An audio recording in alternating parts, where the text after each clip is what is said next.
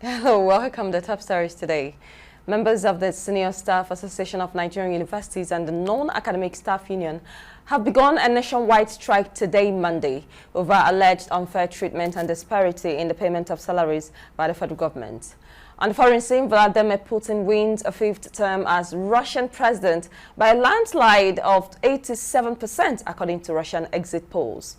Anthony Joshua has climbed up Ring magazine's rankings after his devastating victory over Francis Ngannou. Welcome to News Hour today on TV Sapienza with me, Choma Victor Now the news in full. Members of the Senior Staff Association of Nigerian Universities and the Non-Academic Staff Union have begun a nationwide strike today, Monday, over alleged unfair treatment and disparity in the payment of salaries by the federal government. Last Monday, the unions threatened to shut down hostels and power supply in universities across the country if the federal government fails to meet its demands before today, March 18, 2023. National President of SSANU, Mohammed Ibrahim, said his members, including vice-chancellors, registrars and bursars, have not been paid 2022 arrears. Meanwhile, the Minister for Education, Professor Tahir Maman, stated that he was unaware of SSANU and NASU's planned strike.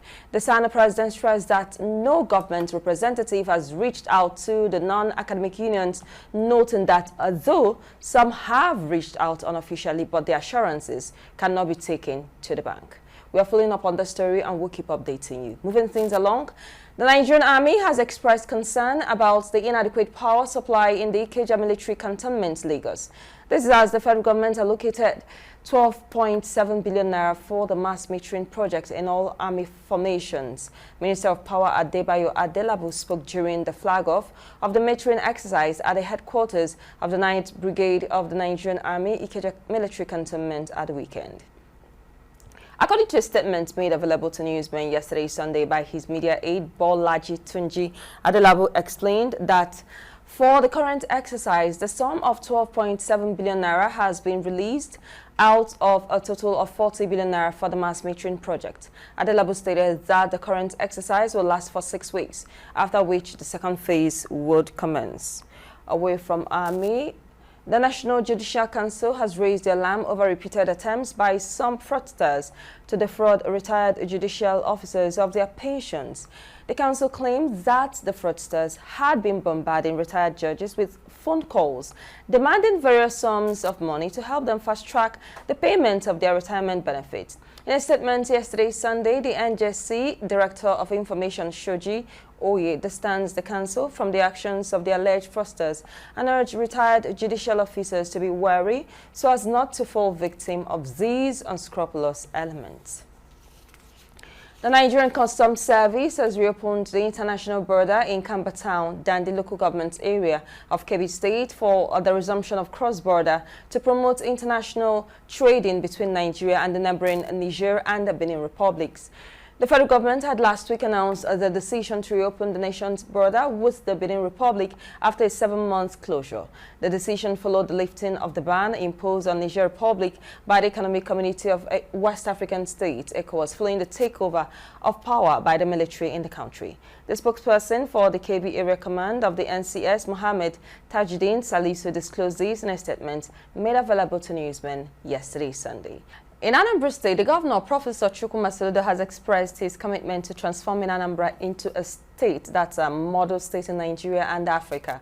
Governor Soludo was speaking while outlining the various achievements of his administration in the past 2 years during an event to mark the day at the International Convention Center, Oka, presenting his administration's 2-year scorecard.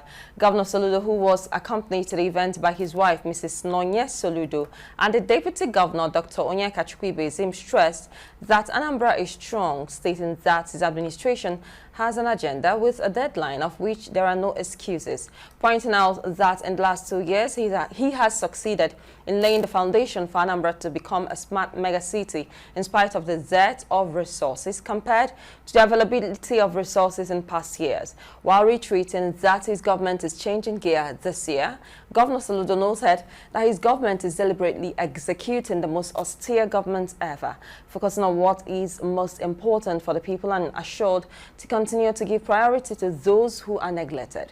The governor outlined the various achievements of his administration in the past 2 years, including the flag off of over 400 kilometers of road, declaration of free education, free antenatal care and delivery services, ongoing Anambra State-wide water scheme, among others.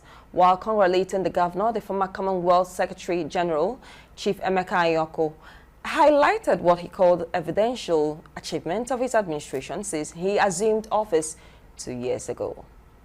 Still in Anambra State, Governor Chukwuma Soludo says the old Rangers players needs to be celebrated for making the country proud. Governor Soludo stated this when some of the players paid him a courtesy visit at the Governor's Lodge, Amobia. Governor Soludo described Rangers as part of the Nigerian identity, the pride of the people who galvanized and lifted the triumphant spirit of the people after the Civil War.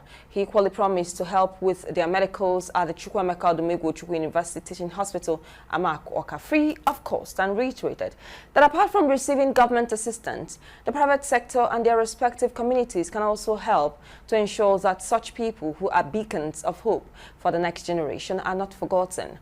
While stressing the need for the governors of the Southeast to seek ways of encouraging them, Governor Soludo emphasized that the living must be celebrated, ensuring them that the nation, especially the East Central State, will never forget their efforts. Earlier, the former Commissioner for Information, Chief Joe Martins Uzodike, who led the players, traced the history of Rangers immediately after the Civil War, stating that they were the pride of the East Central State. The group expressed love and support for the governor, praying that his second-term bid will see the light of the day.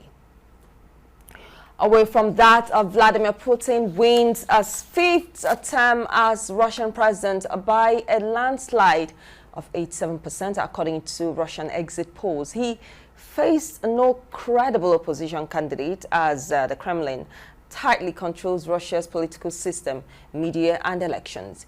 Germany called it a pseudo-election, while the US said the vote was obviously not free nor fair. Ukraine's President Zelensky said Putin was drunk with power and is doing everything to rule forever. In a post-election news conference, Putin vowed to press on with the invasion of Ukraine. He also said Russian democracy was more legitimate than in the US, where with mail-in voting you can buy a vote for $10, according to Putin. Voting took place in the Russian-occupied parts of Ukraine, Zaporizhia, Kherson, Donetsk, Luhansk, and Crimea. Overall turnout was 77%. Away from Russia, the Israel Defense Forces launched an overnight raid on Al-Shifa Hospital in Gaza City with reports of tanks and heavy gunfire. The IDF says it's now in control of the hospital and says Hamas was using the site to launch attacks. Hundreds of displaced Palestinians are sheltering at the hospital, which was raided by Israeli forces earlier in the conflict. The IDF calls on people in the hospital and surrounding areas to evacuate to a nearby humanitarian area. A doctor at the hospital tells International News his team began hearing gunfire in the early hours. According to him, anyone in the grounds were targeted, he says.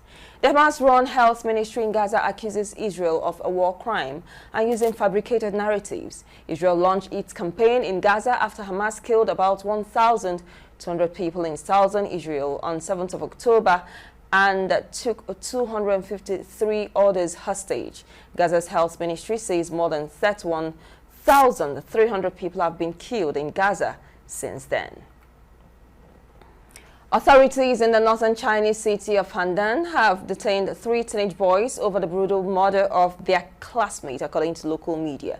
The case of 13-year-old boy, identified only by his surname Wang, has sparked anger and furious debate on juvenile crime. Authorities found his remains buried in an abandoned vegetable garden. The boy was bullied in school, according to his father.